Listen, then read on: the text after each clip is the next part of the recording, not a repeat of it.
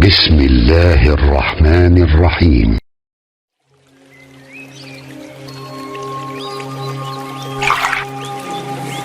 Pertanyaannya, apa itu nasib? Kan? Nasib itu sesuatu yang kita terima atau bagian kita yang bisa kita pilih. Oh, bedakan itu ya.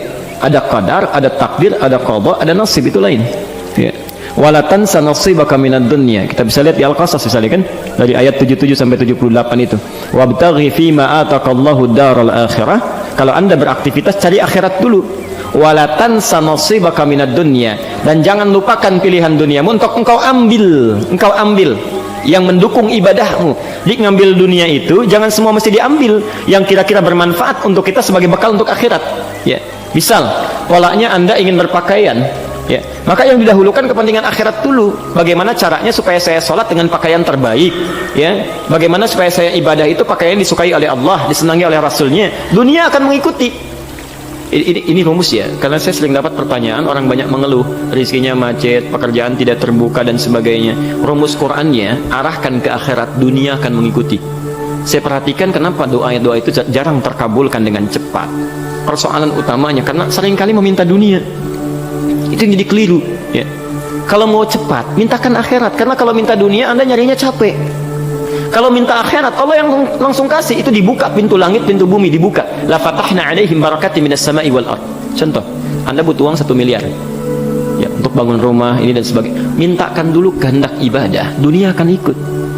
Duhai Allah, sudah 40 tahun hamba hidup, Engkau berikan kepercayaan. Hamba sudah syahadat, mencoba dengan baik. Sudah juga sholat, ya Rabbal Alamin, hamba coba untuk sempurnakan.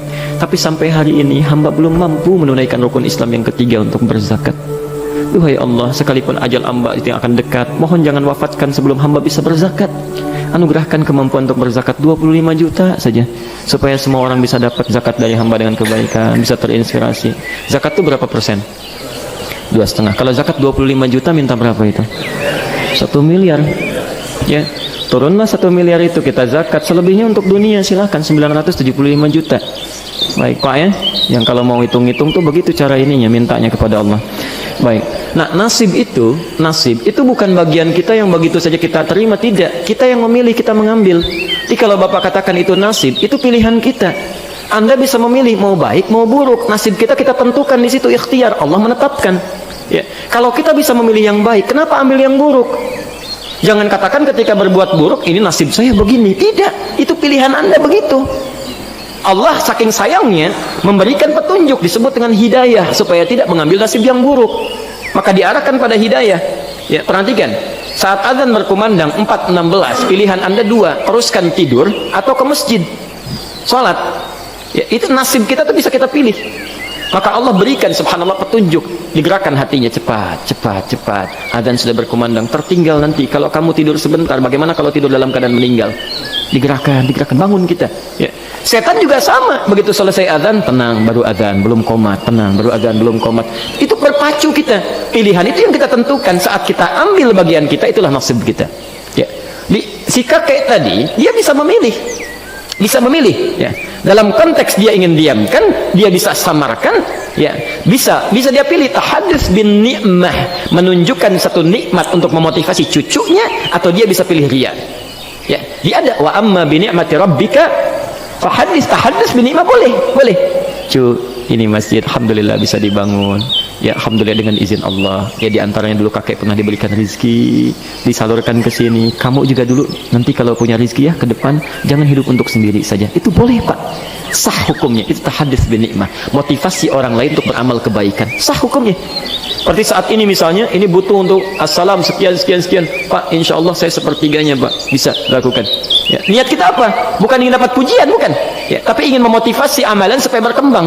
Karena itulah ketika Nabi mengatakan anfiqu fi sabilillah, si fulan datang, Rasul saya nyumbang A, Rasul saya nyumbang B, Utsman datang, ya Rasulullah kurangnya berapa? Kata Nabi, ini kurang lebih sekian. Kata Utsman, sepertiga harta saya langsung ambil. Utsman punya aset 6 triliun saat itu. 2 triliun dengan ringannya lisan mengatakan ambil sekarang, sepertiga harta saya. Ya, mesti ada yang seperti Utsman. Ya. Mesti ada yang seperti Utsman. Allah. Jadi tenang itu. Ya, tenang. Kita harus bersinergi. Kalau butuh sesuatu masjid, ada yang harus jadi Utsmannya. Makanya ada yang berusaha dalam kebaikan dunianya, niatkan ibadah. Begitu dibutuhkan, Allah titipkan pada Anda. Ya. Kalau nggak ada yang kayak Uthman, ya seorang muslim yang dermawan, itu susah berkembangnya. Nggak bisa langsung pakai doa aja. Assalamu mau pasang kubah, Allahu Akbar, turun kubah dari langit. Gitu. Nggak bisa. Terus ada Uthman ya ikhtiar. Ada ikhtiar. Tapi poin saya ketika Uthman mengatakan sepertiga, itu nggak ada unsur ingin dipuji. Jadi menampakkan kepada orang supaya termotivasi untuk beramal. Buktinya apa? Umar langsung datang. Ya Rasulullah, saya dengar Umar sepertiga ya. Betul, bala, saya setengah. Saya setengah ya. Setengahnya harta Umar mungkin tidak sebanding dengan sepertiga harta Uthman, tapi poinnya setengahnya. Umar itu selalu ingin berlomba dengan Uthman, selalu.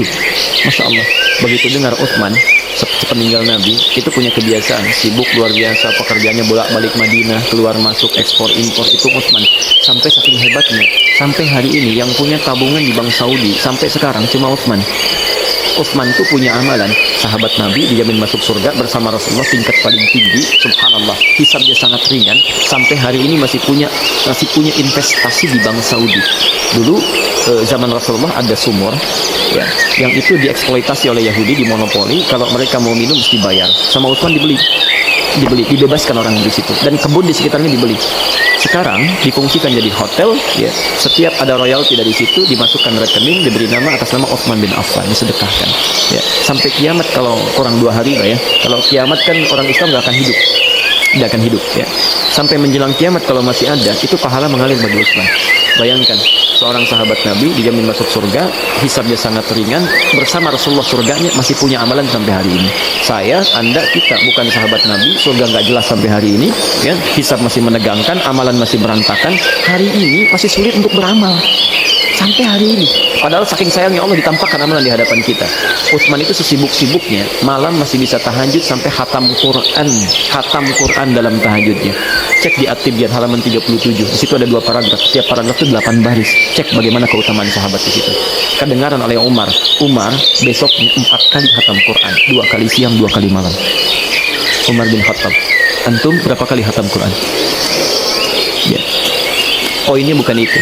Tiba-tiba datang seseorang yang selalu mendampingi Nabi, yang hidupnya diserahkan pada Rasulullah untuk kepentingan Allah dan Rasulnya. Tiba-tiba datang berbisik mengatakan, ya Rasulullah, saya semua harta saya. Bertanya Nabi, mada tarakta li ahlik, kamu tinggalkan apa untuk keluargamu? Allah wa rasulahu, saya tinggalkan Allah dan Rasulnya. Allah. Dipegang tangannya, digenggam, diumumkan pada para sahabat. Abu Bakar, akhi, faman adahu faqad adani. Abu Bakar itu saudaraku, siapa yang mencela dia, mengganggu dia, menyakiti dia, maka dia telah menyakiti saya. Seorang Abu Bakar. Jadi kita bisa memilih, bisa kita beramal kebaikan, membawa orang untuk mengikuti amalan, itu namanya tahaddus dan ni'mah, bisa dengan kata-kata, bisa dengan perbuatan. Tapi yang kedua bisa juga riya, kalau ada ingin pujian. Kotaknya tipis, unsurnya pada pujian, kebanggaan ya. Jadi kalau kita menampilkan untuk kebanggaan dan pujian, maka jatuh riya. Tapi kalau untuk motivasi orang dan tidak ada motif yang lainnya, maka itu masuk dalam kebaikan. Hadisnya sahih, Muslim nomor hadis 1893. Man dalla ala khairin falahu ajruhu mithla ajri fa'ilihi min ghairi an yanqusa min ajri syai'. Siapa yang menunjukkan, memfasilitasi, menampakkan pada kebaikan dikerjakan oleh orang lain, maka dia mendapat pahala yang sama dengan yang mengerjakan tanpa dikurangi sedikit pun.